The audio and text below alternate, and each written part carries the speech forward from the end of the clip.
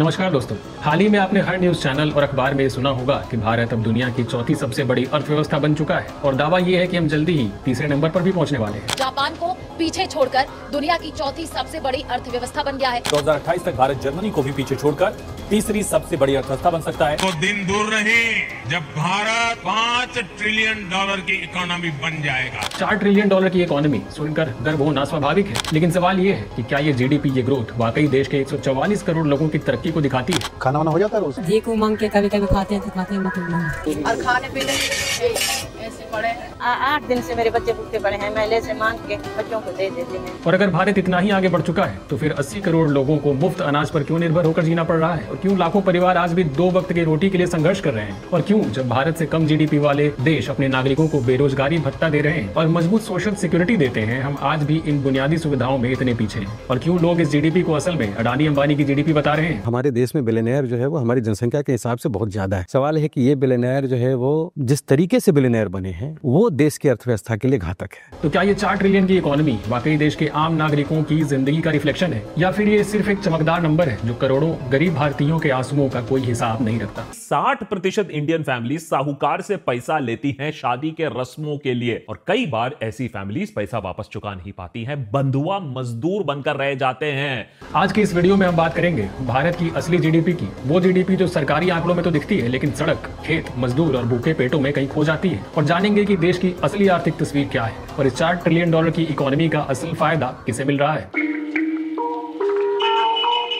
दोस्तों, इसमें कोई शक नहीं है कि कागज पर और नंबर्स के हिसाब से इंडिया की इकोनॉमी तेजी से आगे बढ़ी है और अनुमान है कि 2028 तक हम जर्मनी को भी पीछे छोड़कर तीसरी सबसे बड़ी इकोनॉमी बन सकते हैं। जीडीपी यानी ग्रॉस डोमेस्टिक प्रोडक्ट किसी भी देश में एक साल में पैदा होने वाली सभी गुड्स एंड सर्विसेज की टोटल मार्केट वैल्यू होती है। इसे देश की इकोनॉमिक हेल्थ का एक अहम इंडिकेटर माना जाता है और हमारी सरकार और हमारी पॉलिटिकल लीडरशिप इन आंकड़ों को अपनी एक बड़ी कामयाबी के तौर पर पेश करती है। भारत दुनिया की तीसरी सबसे बड़ी इकोनॉमी बन जाएगा। कहा जाता है कि ये न्यू इंडिया की तस्वीर है, एक विकसित भारत की ओर बढ़ते हुए कदम है। दुनिया की बड़ी इकोनॉमीज में से सबसे तेज बताई जा रही है। सुनने में बहुत अच्छा लगता है, ऐसा लगता है कि देश बदल रहा है, हर तरफ खुशहाली आ रही है। लेकिन क्या ये आंकड़े, ये हेडलाइन नंबर्स हमें पूरी कहानी बताते हैं, या फिर कहानी का एक मिसिंग एंगल है जिसे नजरअंदाज किया जा रहा है?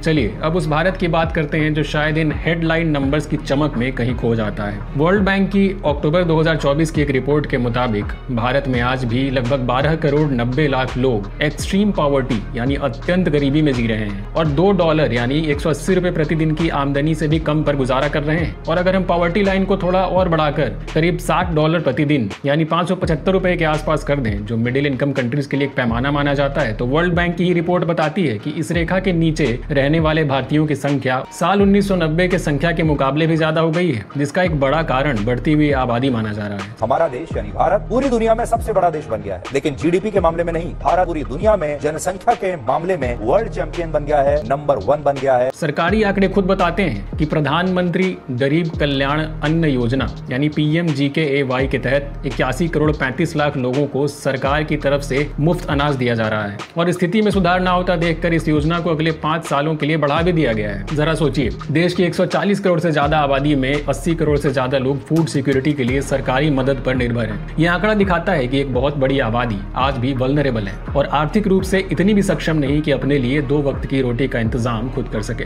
यूनाइटेड नेशंस की state of food security and nutrition in the world यानी सोफी रिपोर्ट के हवाले से KPMG की फरवरी 2025 की रिपोर्ट बताती है कि भारत में 19 करोड़ 46 लाख से ज्यादा लोग क्रॉनिकली अंडर नरिश्ड हैं, यानी उन्हें लगातार पर्याप्त पोषण नहीं मिल पा रहा। ग्लोबल हंगर इंडेक्स साल 2024 की रिपोर्ट में 127 देशों की रैंकिंग पर भारत 105वें पायदान पर है, यानी भुखमरी में भी हम नीचे से फर्स्ट कर रहे हैं। दोस्तों, ये आंकड़े हमारे फास्टेस्ट ग्रोइंग इकोनॉमी वाले नैरेटिव पर एक बड़ा सवालिया निशान लगाते हैं। और आप सबसे नरेंद्र मोदी का वायदा है, मैं यहाँ विकास को रुकने नहीं दूंगा। कोई भी बाधा रुकावट बनती है तो उस बाधा को पहले मोदी का सामना करना पड़ेगा। वहीं ह्यूमन डेवलपमेंट इंडेक्स HDI की 2023-24 की रिपोर्ट देखें जो UNDP जारी करती है, तो भारत की रैंक 134 है। HDI सिर्फ पैसे को नहीं बल्कि हेल्थ, एजुकेशन और स्टैंडर्ड ऑफ लिविंग जैसे फैक्टर्स को भी मापता है। तो एक तरफ है GDP के ऊंचे आंकड़े और दूसरी तरफ है गरीबी, भुखमरी और ह्यूमन डेवलपमेंट की ये जमीनी हकीकत। आखिर ये विरोधाभास क्यों?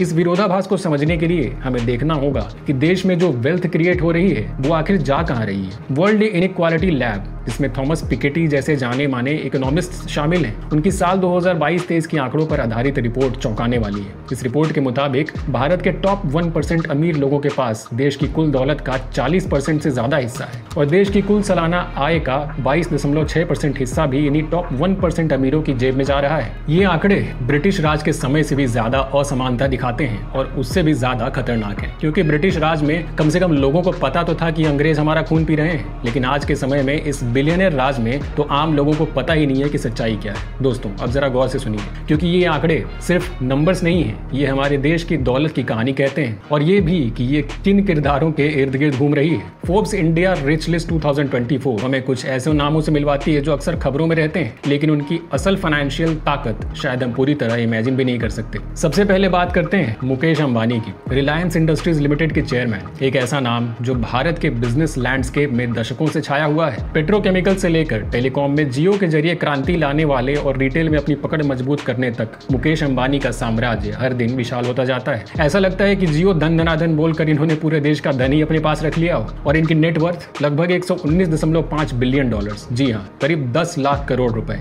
और दूसरी तरफ भारत का वो गरीब जिसे 180 रुपए की कमाई में 4 लोगों का पेट पालना पड़ता है। कि वो है कमाने वाला, 4 को खाने वाला, 5 को खाने वाला है बैठ के, तो उसी ने से पढ़ाना भी है, उसी ने से लिखाना, उसी ने से खाना, भोजन, कपड़ा लाता सब मिलना। और फिर आते हैं अदानी ग्रुप के मालिक, जिन्हें इंडिया का इंफ्रास्ट्रक्चर किंग भी कहते हैं। पिछले कुछ सालों में इनका उदय किसी तूफान से कम नहीं रहा है। पोर्ट्स, एयरपोर्ट्स, पावर जनरेशन से लेकर ग्रीन एनर्जी तक, जैसे सब कुछ अदानी ग्रुप के नाम पर ही कर दिया गया है। यहाँ तक कि ढेर सारे ऐसे सेक्टर्स जो पहले सरकारी हुआ करते थे उन्हें भी प्राइवेटाइज करके अदानी जी की जेब में डाल दिया गया है। फोर्ब्स के मुताबिक इनकी नेटवर्थ है लगभग 116 बिलियन US डॉलर्स। और वहीं दूसरी तस्वीर देखिए दोस्तों, इकोनॉमिक टाइम्स की एक रिपोर्ट के मुताबिक भारत में पिछले 5 सालों में 30,000 से भी ज्यादा स्टार्टअप शटडाउन हो गए और इनमें से ज्यादातर फंड्स की कमी की वजह से बंद हुए। और ये तो सिर्फ 2 नाम थे दोस्तों। चलिए अब एक नजर डालते हैं भारत के टॉप 10 में से बाकी बचे 8 सबसे अमीर शख्सियत और परिवारों पर, देखते हैं कि ये दौलत कहां फैली हुई है। इसके बाद है सावित्री जिंदल एंड फैमिली, जिनकी वेल्थ 43.7 बिलियन डॉलर्स है।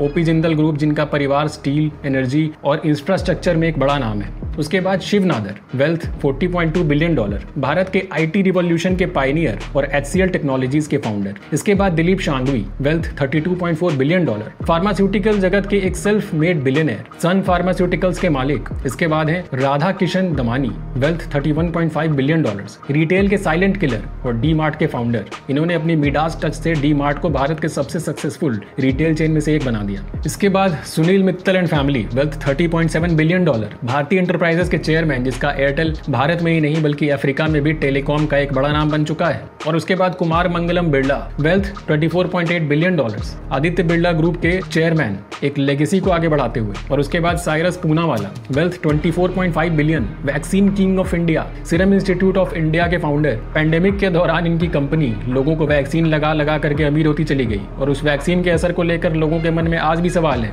लेकिन अब इनकी वेल्थ को लेकर किसी के मन में कोई संशय नहीं है। और उसके बाद Bajaj family, wealth 23.4 billion, Bajaj group automobile और बजाज फाइनेंशियल सर्विसेज के मालिक। जरा इन नामों और इनकी कंपनियों के बारे में सोचिए। ये वो लोग हैं जो देश की इकोनॉमी के बड़े हिस्से को कंट्रोल करते हैं और दिशा देते हैं। हुरून ग्लोबल रिच लिस्ट मार्च 2025 तो यहाँ तक कहती है कि भारत के 284 बिलियनर्स की कुल संपत्ति देश की GDP का लगभग 1/3 है। और अब आते हैं ओरिजिनल सवाल पर कि क्या सरकार अडानी अंबानी की आय को अपनी GDP बता रही है? देखिए, टेक्निकली ऐसा नहीं होता, क्योंकि GDP पूरे देश में प्रोड्यूस्ड गुड्स एंड सर्विसेज की वैल्यू होती है। किसी एक व्यक्ति या कंपनी की पर्सनल इनकम या वेल्थ को सीधे तौर पर देश की GDP नहीं बताया जा सकता। लेकिन यहाँ समझने वाली बात यह है कि अडानी ग्रुप और रिलायंस इंडस्ट्रीज जैसी जो ये बड़ी बड़ी कंपनीज हैं, ये मैसिव प्रोजेक्ट्स चलाती हैं और ports, airports, refineries, telecom network खड़े करती हैं और कंट्रोल करती हैं। इन कंपनीज का मार्केट कैपिटलाइजेशन इतना मैसिव होता है, जैसे रिलायंस का 19 लाख करोड़ और अडानी ग्रुप का भी लगभग 17 लाख करोड़। तो सीधे तौर पर उनकी पर्सनल इनकम GDP नहीं है, लेकिन उनकी कंपनीज का स्केल, उनका बिजनेस, उनकी इन्वेस्टमेंट GDP का एक बड़ा शेयर बन जाती हैं और उसे कंट्रोल करती हैं। और जब देश की वेल्थ का इतना बड़ा हिस्सा चंद हाथों में कंसंट्रेट हो जाए तो जाहिर है कि GDP ग्रोथ का बड़ा फायदा भी उन्हें ही मिलेगा। द वायर की एक एनालिसिस बताती है कि अगर हम भारत की जीडीपी में से टॉप 1% अमीरों की वेल्थ जो कि 40% के बराबर उसे हटा दें तो बाकी 99% आबादी की पर कैपिटा $2,880 से घटकर $1,670 के आसपास रह जाती है। और अगर टॉप 5% जिनके पास 62% वेल्थ है उन्हें भी हटा दें तो एवरेज पर कैपिटा जीडीपी सिर्फ $1,100 सालाना यानी कि 1 लाख रुपए सालाना से भी कम रह जाती है। और दुर्भाग्य से देश की मेजॉरिटी पॉपुलेशन इसी ब्रैकेट में आती है।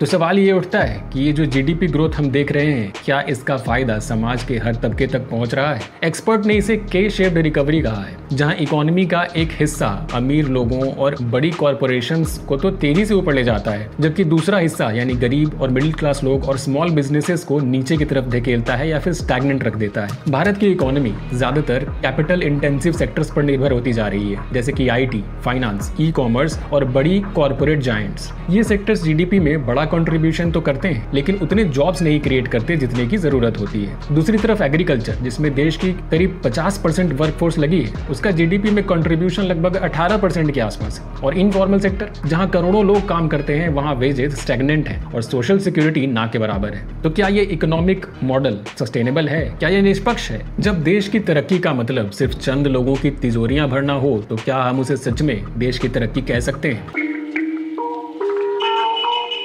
इस वीडियो का मकसद किसी की वेल्थ क्रिएशन के खिलाफ बोलना नहीं है दोस्तों। बिजनेस, इंडस्ट्री, इन्वेस्टमेंट ये सब देश की तरक्की के लिए जरूरी है, लेकिन सवाल डिस्ट्रीब्यूशन का है, सवाल समान अवसरों का है। सवाल ये है कि इकोनॉमिक पॉलिसीज ऐसी हों जो ग्रोथ का फायदा चंद लोगों तक सीमित ना रखें बल्कि हर नागरिक तक पहुंचाएं। और सवाल ये भी है कि क्या जीडीपी ही विकास का एकमात्र पैमाना होना चाहिए? शायद नहीं, क्योंकि हमें human development index, poverty reduction matrix, income inequality और लोगों की क्वालिटी ऑफ लाइफ जैसे मुद्दों को और ज्यादा गंभीरता से देखने की जरूरत है। दोस्तों, जब हम इनइक्वालिटी की बात करते हैं तो ये देखना भी जरूरी है कि दुनिया के दूसरे देश अपने नागरिकों को कैसे सपोर्ट करते हैं, उसे करने के लिए क्या क्या कर रहे हैं और हम कहाँ खड़े हैं। कई विकसित देश जैसे जर्मनी, फ्रांस या कनाडा, जिनकी जीडीपी भारत से कम है, वहाँ नागरिकों को अपना गुजारा करने लायक अनएम्प्लॉयमेंट बेनिफिट्स यानी बेरोजगारी भत्ता मिलता है। इसके मुकाबले भारत में कोई comprehensive national unemployment allowance scheme नहीं है। कुछ राज्यों में योजनाएं हैं लेकिन उनमें मिलने वाली राशि अक्सर 1000 से 3000 रुपए प्रति महीने के आसपास ही रहती है, जो कि बहुत कम है। एलिजिबिलिटी कंडीशंस बहुत मुश्किल है और उनका कवरेज भी लिमिटेड है। ईएसआईसी के तहत अटल बीमित व्यक्ति कल्याण योजना जैसे प्रयास तो हैं, पर ये सिर्फ फॉर्मल सेक्टर के एक छोटे से हिस्से को ही कवर करते हैं। दोस्तों, इंडिया की जीडीपी ग्रोथ एक सच्चाई है, लेकिन इसके पीछे की असमानता उससे भी बड़ी सच्चाई है। जब तक ये ग्रोथ इंक्लूसिव नहीं होगी, जब तक इसका फायदा आम आदमी तक नहीं पहुंचेगा, तब तक ये हेडलाइन नंबर्स अधूरे ही रहेंगे। इस चैनल का मकसद यही है, इन मिसिंग एंगल्स को हम देख सकें और क्रिटिकली सोच सकें और सरकारों से सही सवाल पूछ सकें। ये जानना हमारा हक है कि देश की अर्थव्यवस्था किसके लिए काम कर रही है। तो दोस्तों, आपकी इस बारे में क्या राय है? क्या आप भी मानते हैं कि जीडीपी के आंकड़े जमीनी हकीकत से अलग हैं? कमेंट्स में अपने थॉट्स जरूर शेयर करें। इस वीडियो को ज्यादा से ज्यादा लोगों के साथ शेयर करें ताकि ये डिस्कशन और आगे बढ़ सके। नेक्स्ट वीडियो में एक और आई ओपनिंग टॉपिक पर होगी बात। तब तक के लिए जय हिंद।